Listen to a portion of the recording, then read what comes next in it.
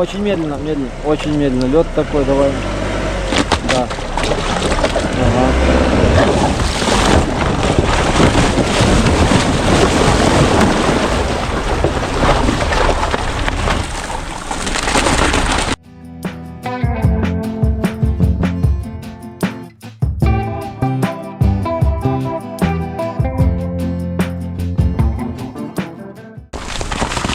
Попробуй, давай.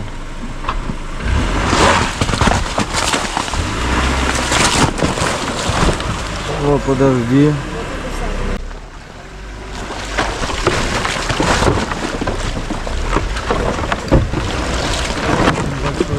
Вот такое вот препятствие, лужа с огромными льдинами.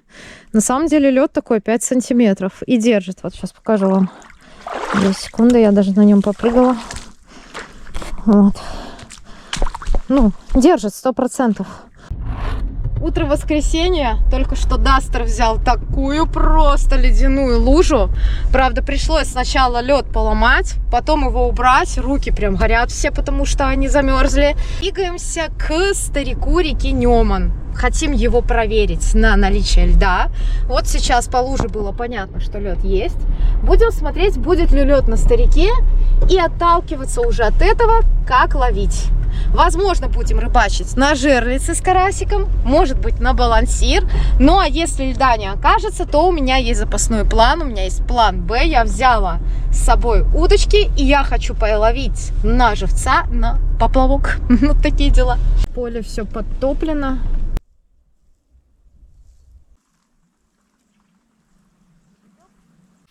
Ну вот, пожалуйста, я пошла проверить старик Немановский, да.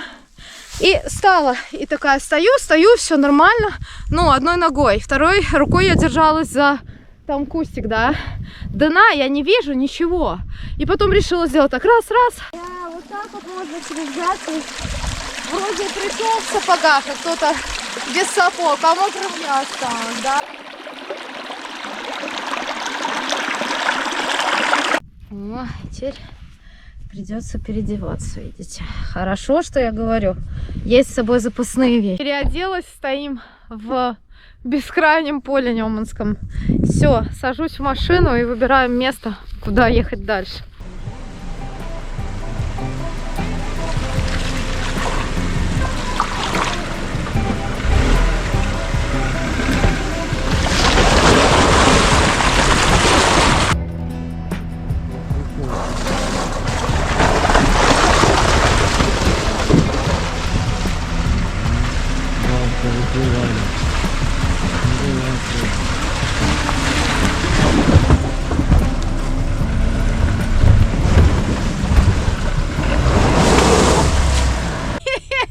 Сюда заехали, вот эта вот лужа, она самая сложная, здесь очень много льда. Сейчас пробую включить стабилизацию. Со включенной стабилизацией и 4 ВД, вот мы пытаемся проехать. Совсем другое дело, когда 4 ВД. Согласен? Это писец, конечно. Звуки кошмар. 4 ВД просто включили. Ты видишь? Ты видишь, мы включили просто 4 ВД, и она все проехала. Давай посмотрим, не оставили ли мы чего-то в луже, чтобы, если что, не забывайте, если вы ездите по таким местам, как мы, выходите из машины, проверять, не отвалился ли у вас номер, бампер, защита, забрать с собой и потом прикрепить обратно к машине.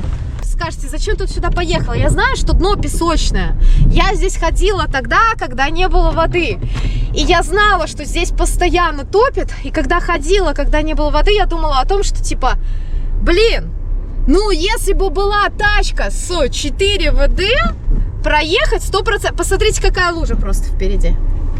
Просто посмотрите, какая лужа впереди. Все, доехала до поворота Немана, от которого буду отправляться. Здесь очень широкое, перспективное по щуке место. И когда-то даже произошла поклевка на спиннинг на калибло с глубины. Рыба должна быть. Я думаю, даже сейчас. Сейчас у нас оттепель, поэтому щука должна более или менее, может, попитаться, что ли. Ну, а я буду снаряжать удочку для ловли на живца.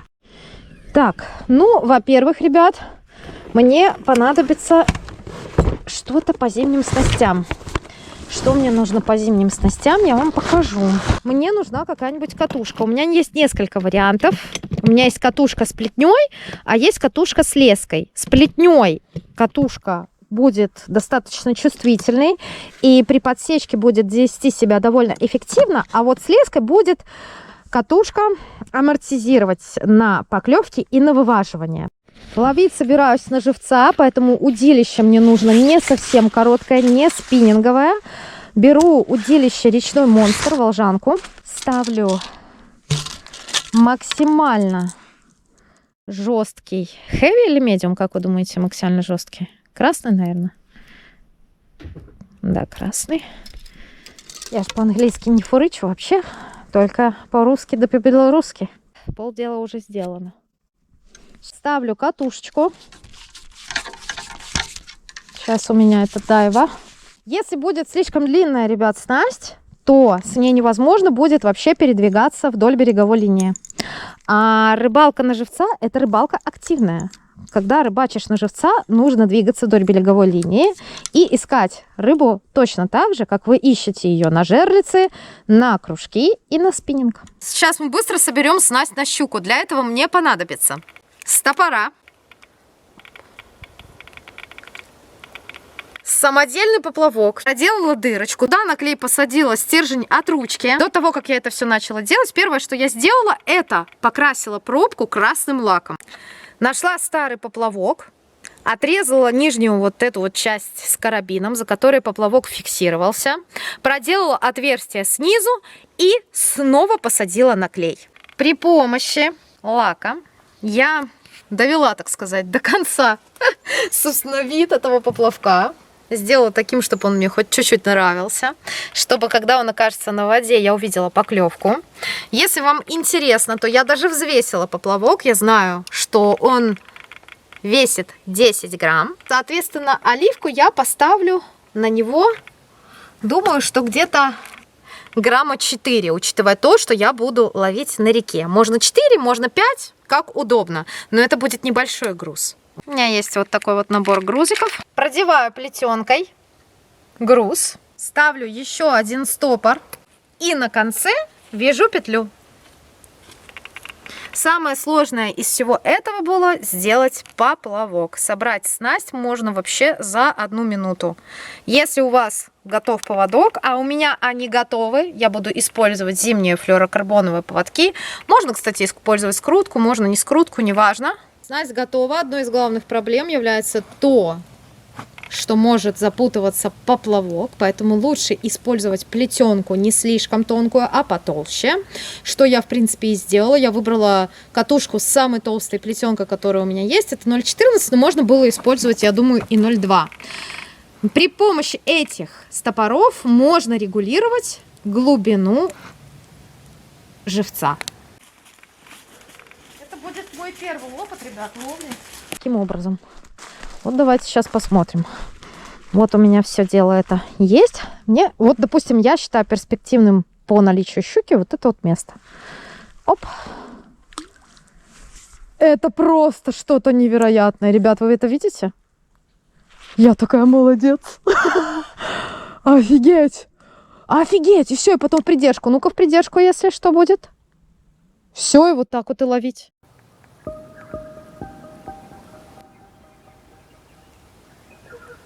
Ну все, поводок установлен. Поводок я связала сейчас из флюорокарбона. Сделала его двойным. Как видите, как это, я не помню, как называется. Если я не ошибаюсь, называется асимметричная петля. На тот случай, если щука откусит одну сторону, которая натянута, у меня останется еще одна сторона, которая ее удержит. Это если у меня клюнет в идеале. Значит, здесь у меня стопор, который стоит перед оливкой. Оливка у меня 5-граммовая. Дальше у меня идут еще 2 стопора, которые заключают между собой поплавок. Поплавок это я выбираю, на какую глубину заглублять наживку, а точнее всего живца, который у меня там живет. Он живет в ведре, он живой. Мы сейчас проверим, слушайте, он живой вообще? Эй, карась, дай посмотреть на тебя.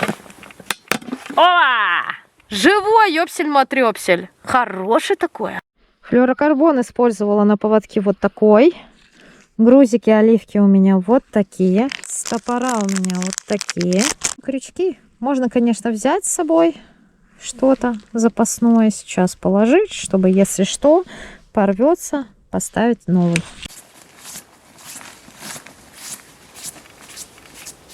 Иду вдоль береговой линии. Здесь хорошо вытоптано. Вообще, мне кажется, вот здесь вот под травой, под этой, подо всей может хищник стоять.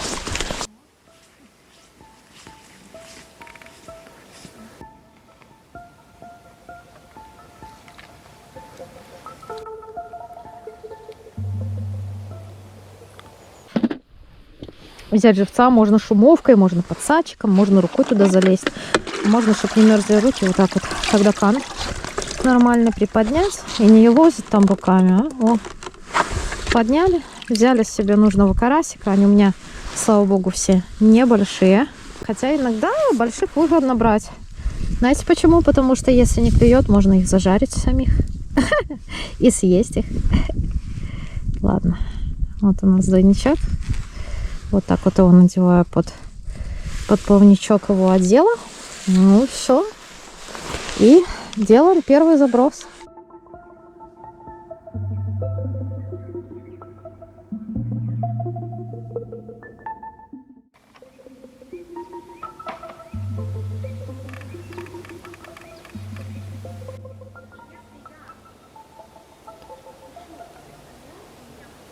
Я читала про то, как ловить на поплавок. Якобы касание я увижу, скорее всего, сразу. И в тот момент, когда я увидела, что щука касается поплавка, мне вообще необходимо отпустить поплавок. Но я сейчас ловлю на реке. И если я отпущу фрикцион, и у меня будет стравливаться свободно леска, возможно, просто у меня куда-нибудь утечет, и я больше потом эту снасть свою не достану вместе с поплавком. Поэтому единственный выход, который я вижу правильным, это расслабить фрикцион, ждать поклевки, и надеяться на то, что у меня все получится. А вдруг? Я ж не знаю. Может и получится. Я прям вижу, как карась туда-сюда и лозит поплавок, прикиньте. Ну, и он не лозит его вот так вот. Главное, что поплавок его держит, это первое. Поплавок держит течение. И плюс самое главное, что я думаю, если будет поклевка, я должна ее увидеть. Вода, конечно, мутная, сильно. Я думаю, что здесь работать должна система при ловле на живца с жерлицами. Не клюет 20 минут, полчаса, забираешь, ищешь дальше. И мы просто под нос ей должны попасть, и она должна клюнуть. Как я уже могу подметить для себя, есть два варианта такой ловли. Есть вариант в придержку. Это когда поплавок стоит в определенном месте и ждет, пока клюнет рыба. Либо в проводку. Это касаемо реки. Мне кажется, и то эффективно. Нужно просто пробовать и поймать, что будет эффективнее именно сейчас.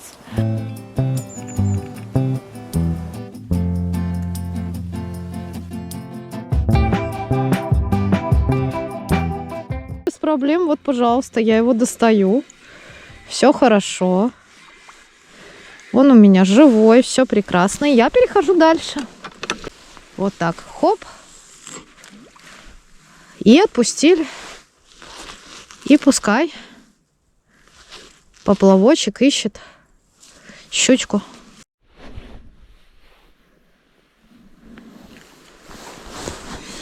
Можно еще пробовать, ребят. Можно еще пробовать вот так вот. Опускать. Вот так. Вот так прямо. Вот так. Так.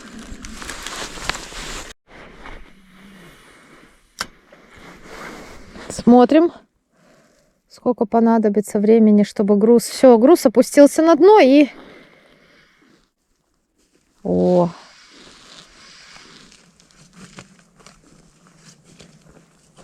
Отлично.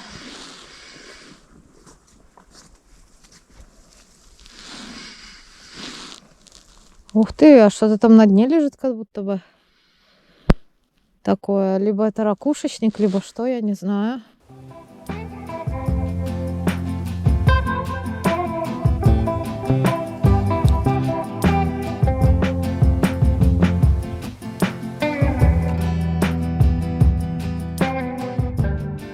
Продолжаем шествие. Поменяла я уже приманку, поставила вот такой вот Вибора хвост, да, если не ошибаюсь, CF называется. Мягенькая резина. О, вот как будто, ребят, вот здесь вот что-то ходит. А это твоя, что ли, приманка?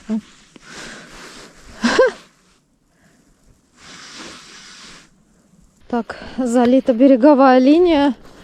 Хорошо, что мы на машине решили дальше не ехать. О, я выхожу, смотрите.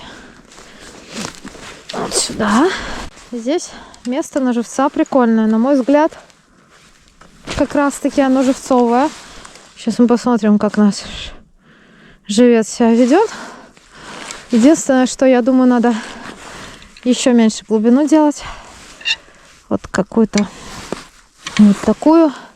Ставим воду, сейчас посмотрим, давайте.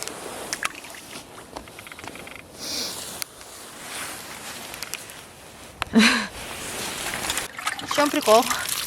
Что у нас есть, товарищ? А то я так сейчас всего отпущу. Амнистия. Все живой вроде. Сейчас проверим его. Смотрим. Вон он там, смотрите, какой красавчик.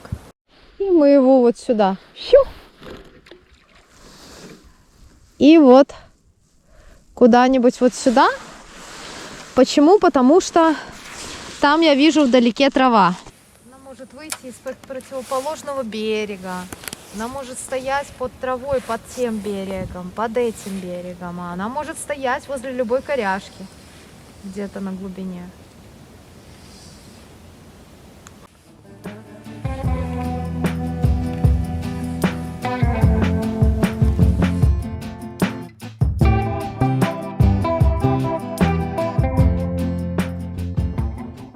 Переоснащаюсь. Попробовала вот немножко побросать калиблом. Лучок ползет. Хорошая новость, значит, будет у меня. Вот сюда. Вот так. И попробовать такой грузик. Смотреть, что будет в сочетании с таким грузом. Ну-ка. У нас 2 удилища живцовых. Кстати, поплавки разные, по-разному весят. Переставляем и перекусим. А вдруг вот здесь что-нибудь возьмем. Здесь такое местечко перспективное, мне кажется. Тут прям интересный переход.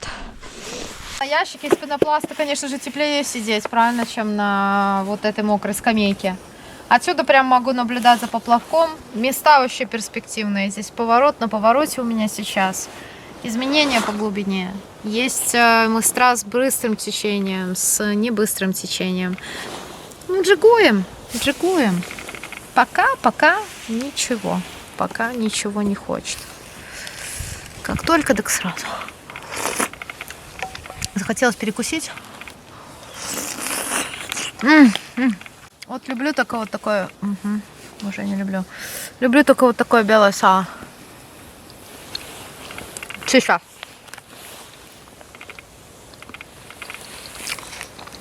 Периодически хочется и грудинки с мясом. Просто вот если бы были за краями, да, первые бы места, которые стали во льду и были бы, это были вот эти места. Прямо здесь. И была бы щука, я уверена. Ловок елозит туды-сюды. Карась там ищет рыбу. Молодец, конечно, работает хорошо. Осталось дождаться, пока рыба выйдет клевать. Очередное место для того, чтобы половить на живца. Я его забрасываю. И все, и все. И вот сюда опираю куда-нибудь на палочку. Все. Однажды, когда я сплавлялась на каяке по реке Неман, вот этот воблер у меня сработал, но, к сожалению, рыба на него не засеклась, потому что я бросала вверх по течению. Но была очень крупная. Ха. Ну что, попробуем, дамы и господа.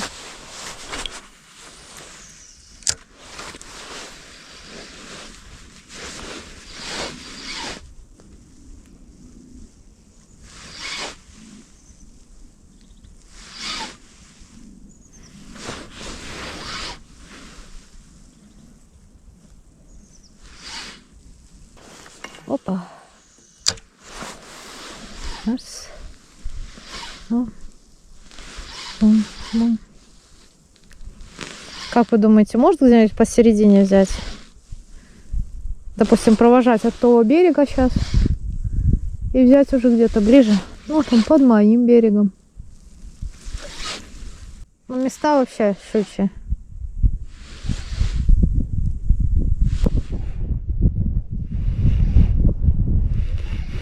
Видите, места хорошие. Вот здесь вот, например, местечко супер просто. Просто нереальное. Просто нереальное. И мы его сюда шлеп и подбрасываем. А можно его чуть-чуть больше заглубить, потому что глубина здесь больше. Вот как-то так можем его поставить. Все. Вот здесь. Сейчас у меня этот воблер стоит. Хорошо очень играет. Заглубляется. При отсутствии проводки сразу всплывает. В таких местах это удобно. И можно оббрасывать как противоположную береговую линию. Там, кстати, немножко поглубже под берегом. Трава летом была. Оттуда плотву ловили. Но если там плотва ходила, значит там и хищник должен быть, правильно? Логично. Логично.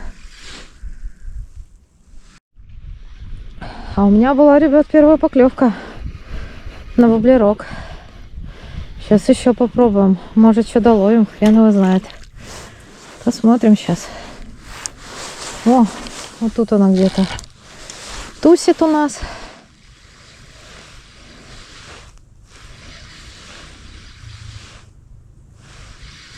Вообще, я так испугалась. Прям сейчас сердце вылетает. Прям в пятки ушло сердце.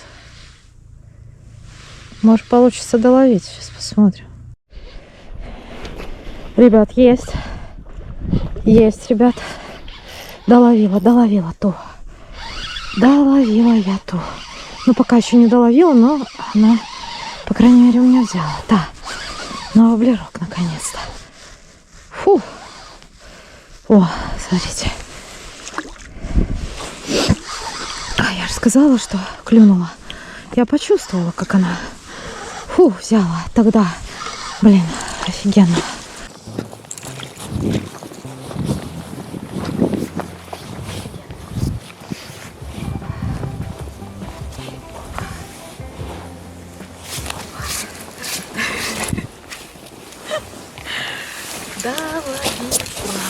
Доловила я рыбу. Она у меня клюнула, а потом сейчас добрала на воблер. Вот щучка какая хорошая. Да, ну это не...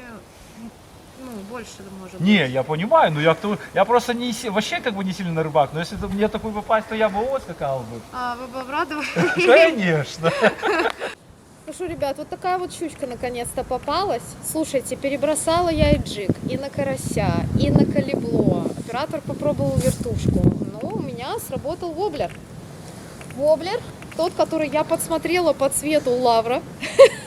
Лавру большой привет и его всем друзьям. Вот, пожалуйста, именно такого цвета воблер.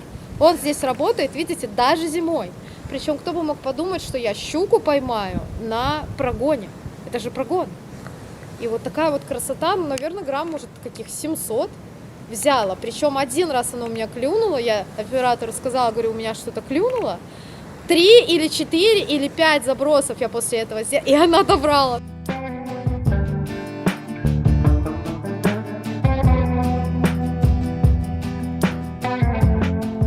Полдня, ну ладно, не полдня, 3 часа проходили. Пробовали ловить рыбку. Пробовали ловить ее, ну, на все. И сработал только воблер. Вот и все. Понимаете? Гляньте, что бобер натворил. Продолжаю идти. Слушайте, ну, как только клюнула рыба, сразу мотоцикл подъехал. И там дед какой-то на велосипеде с собакой. Короче, как всегда. Как только что-нибудь поймаешь, так сразу кто-нибудь все увидят. У меня так все время. Я не знаю, как у вас. У меня так все время. Даже на жерлице, когда ловила со старика, и то там, блин. Честно, у меня создается ощущение, что первая поклевка это была другая рыба. Там было касание, оно было, ну, на мой взгляд, оно было намного сильнее, резче, чем та рыба, которая у меня сейчас клюнула. Но эта рыба тоже хороша. Но я реально думала, что там будет больше. Понимаешь? По ощущениям. Вполне возможно. Почему? Потому что зимой они могут дислоцироваться недалеко друг от друга. Буду постепенно, короче, шагать и отбрасывать вот так вот. В диагональ. Вот сюда, и чтобы сплавлялось оно и искало, как по часовой стрелке, рыбу вдоль по течению. Ну, раз так клюнуло, что мне тогда? Значит, надо и так ловить. Очередной достаточно большой поворот. Ну, буду пробовать бросать под обрыв. Ну, там глубина, наверное, большая под обрывом. Там, видите, кто-то был. Петля эта на плетенке все еще висит, узел, я знаю. Не думайте, что я не знаю. Я пытаюсь сделать проводку на щуку. Кстати, дна цепляется уже. Не такой уж тут большая глубина, как может показаться. У меня закончилась плетня из-за того, что я постоянно где-то завяжу узелок, где-то оборву приманку. У меня довольно быстро заканчивается. Поэтому я все время вожу с собой вот такие вот огромные мотки. Причем покупаю их тупо на Алике. Слушайте, ну на самом деле это, наверное, лучшее, что я за последнее время брала. Она стоит где-то, наверное, бакса 4. И меня полностью устраивает ее качество, самое что интересное. Мне абсолютно хватает. Некоторые плетенки известных производителей, они вообще не хотят служить и не почти разросся, а это нормально.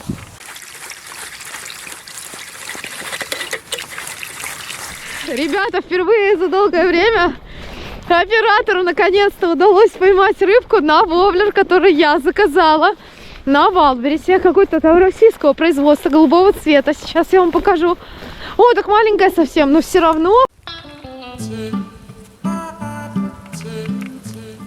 Смотрите, какая глубокая здесь яма. Вот здесь вот чешуя рыбы. Вот чешуя рыбы. Короче, я взяла и вон там на дереве повесила свой рабочий воблер, чтобы вы понимали. Чтобы мне до него добраться, нужно либо обойти вот это все, что вы видите, либо сейчас шморгануть вон туда. И я вот думаю, в школе-то мы прыгали в длину, норматив сдавали. И вот смотрю и думаю, ну сколько здесь максимум? Ну 2,5 метра. Ну, не глубина. Ты что, лицо такое сделал? Я долечу.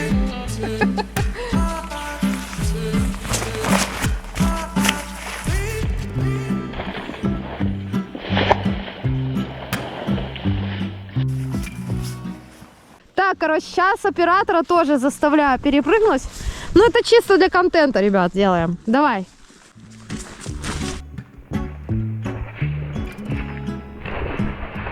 Вот, ты перепрыгнул. У тебя ноги длиннее, так нечестно. Что у нас еще? Один рывок с воблером. Я считаю, что это дерево слишком гнилое, чтобы на него лезть, и легче его сломать.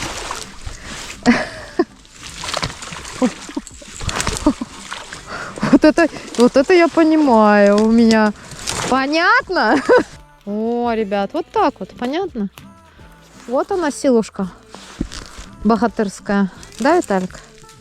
А ты думал, не сможешь.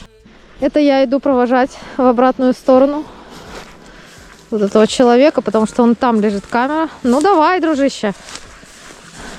Я тебе желаю. Как будто туда выше прыгать легче, да? Тут на бугорок было, а там Но тебе вообще легко, офигел. У тебя ноги длинные, пипец. Иду вот сейчас по вот этой вот большой горе. Опа!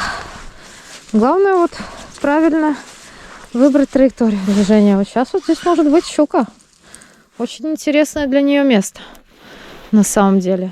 Начинаю вот от той береговой линии и заканчиваю моей береговой линии. Здесь вообще обалденная трава под берегом.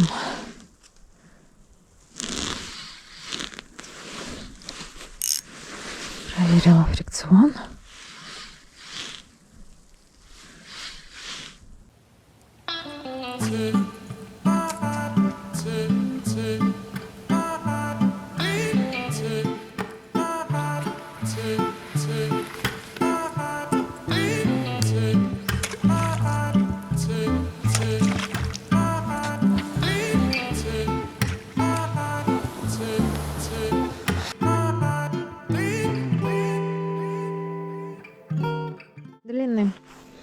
Флюорокарбоновый поводок я всегда использую, 40 сантиметров. И вот привязала грузик вместе с резиной. Да, работает прикольно. Сейчас посмотрим. Может, что-нибудь и поймаю. А кто его знает. Вот тут вот в переходе между с или на глубину.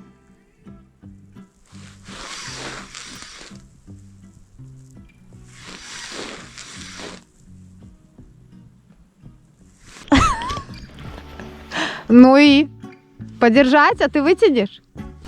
Это мы, ребят, лодкой воблер спасали. Все, вытаскивай сама. Подожди, давай чуть-чуть. Подожди. Чуть-чуть. Ну, прояви сноровку. Я? Держи. А что я должна? Так она ж легкая. Что тут такого? Как... Просто держи, держи. Ну, держу, ну. Она ж легкая, Виталик. А что, тебе тяжело? Она ж легкая совсем. Воблер спасен, место прекрасное. Больше, к сожалению, ничего не клюнуло, но это тоже рыбалка. Это было интересно. Мы пытались попасть на лед, у нас ничего не получилось. Потом пытались ловить щуку на живца. Ничего пока не получилось. Я уверена, в будущем обязательно получится. И сегодня рабочими оказались воблера вот в таком вот цвете и еще в голубом цвете. Вот такие вот дела. Вот такая вот рыбалка. Всем ни хвоста, ни чешуи. Обязательно подписывайтесь на канал.